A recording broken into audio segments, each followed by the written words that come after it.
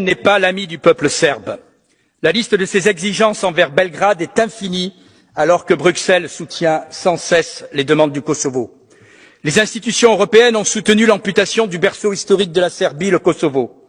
Depuis, Bruxelles multiplie les échecs quand elle prétend arriver à un accord définitif entre Belgrade et Pristina. Elle prétend peut-être faire oublier son soutien à l'OTAN qui accabla Belgrade sous les bombes. Récemment, les élections locales des municipalités serbes du Kosovo ont enregistré une participation d'à peine 3% des électeurs. Presque aucun Serbe n'a voulu participer à ce vote.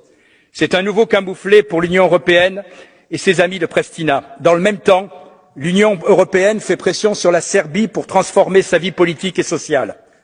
Bruxelles voudrait couper Belgrade de son amitié historique pour la Russie, notamment en dictant désormais sa politique étrangère.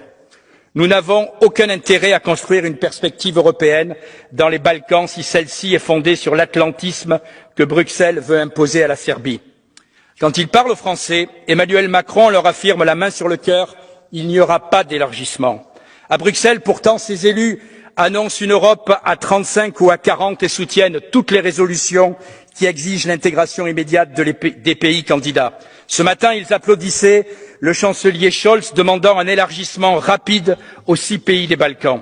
Décidément, les fédéralistes européens mentent autant à leur peuple qu'au peuple serbe, que ce soit à Bruxelles ou que ce soit à Paris.